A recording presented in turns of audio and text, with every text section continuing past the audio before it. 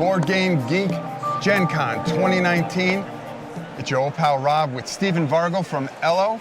And hey, guess what the #1 game on the hot list is? It's Ishtar.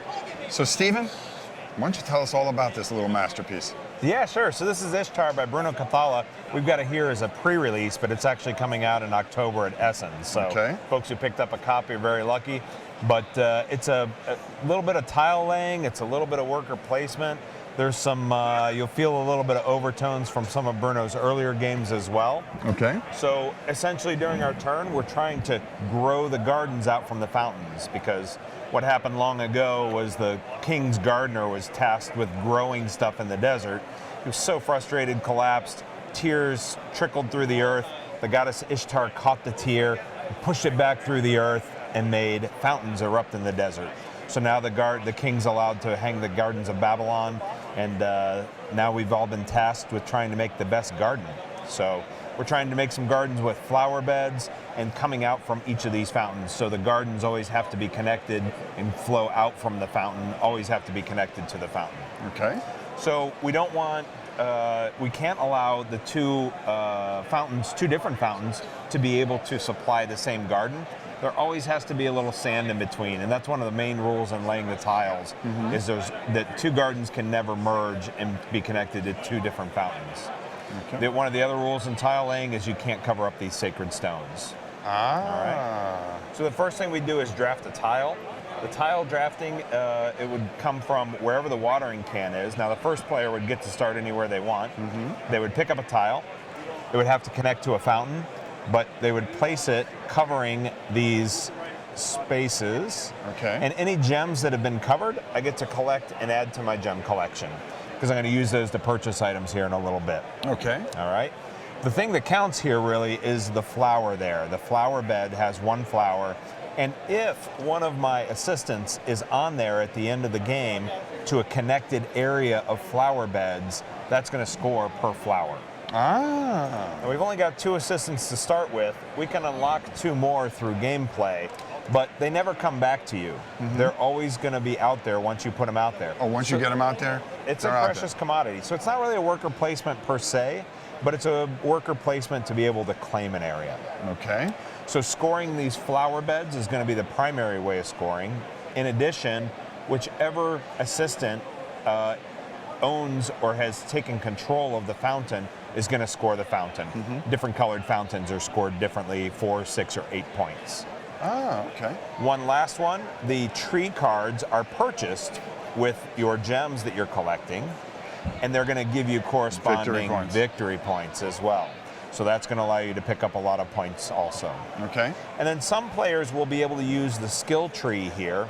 So we're coming from, we'll have opportunities to advance on our skill tree coming from our main site here, coming up the road, unlocking the first level, which will then allow us to unlock the second level where the scoring bonuses you're going to start getting victory points. But you do have to unlock that first level, which is going to give you a little bonus anyhow and a little kick to keep you going. Right. So the first thing we do is pick that tile. Next, we're going to place it, collect the gems.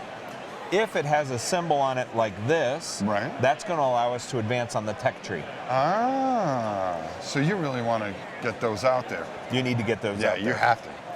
In order to go up on the tech tree, as indicated right down here, we're going to show, I have to use 2 gems of any color to cover up that area, and then I get to take that bonus. In this case, I'd get to pick up this tile and be able to place it on one of the grass spaces that's already been played. Now that's going to add 3 more. Hopefully it's an area that I'm already scoring. Right. And I'll be able to really kick up my score. And now I'm also eligible to unlock this on a future turn. One of the other symbols that we'll see is this symbol here with the assistant token. Okay. Now that's what allows you on your turn, when you play this tile out there, that gives you the opportunity to put that assistant on that icon to be able to claim that and start to claim your flower bed. Right. Once I've got an icon out there, it can't be removed, you can't kick it off. But 2 assistants can never share a flower bed. Okay. So no other assistant could ever be placed if this tile were to cover this one up. I couldn't place another assistant here, even if it were my own. They don't play well together. No, doesn't look like it. Gardeners are known for their ferocity and Yeah, you know. Don't you watch wrestling? Right. So you can never have two gardeners in the same flower bed. You can't play a tile or play a gardener that would create that. That's an illegal play. Okay. All right. The final symbol that we have is really straightforward, and it's the question mark symbol. It's a wild card. You can use it either for the skill or to place that assistant. So that's really straightforward as well. Okay. All right. In selecting a tile, on the next player's turn, they would advance the watering can clockwise, reveal the next tile that would be in order here. Now, the next player is allowed, you would be allowed to take this tile for free and go ahead and play it on the board somewhere. Or if you wanted to take this tile, you'd have to pay a gem to advance the watering can. Oh, okay. Or 2 gems to move over to here. If this had something really juicy on it, that's the way we It's grab worth that. 2 gems to do it. Exactly. So some of these tiles have the bubbles. The water bubbles are indicating the start tiles. Okay. But you'll see the other tiles don't have the water bubbles on there. So Okay. slick game, a little bit of tile laying, some resource It's got a little bit of management. everything in there. Yep, exactly. And it's gorgeous. I mean, this is we're really, really happy this with is the little. insane. And these trees are just beautiful.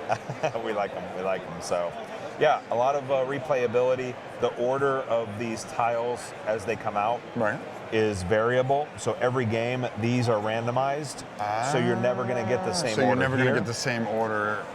And the That's brilliant. tiles are randomized underneath, and the player, depending on the player count, how many tiles you play. Now, are you guys sold out?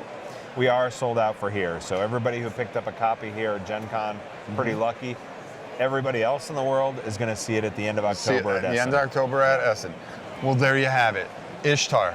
Stephen, thank you so much. Thank you for having us. All right. Until next time, it's your old pal Rob. We'll see you soon.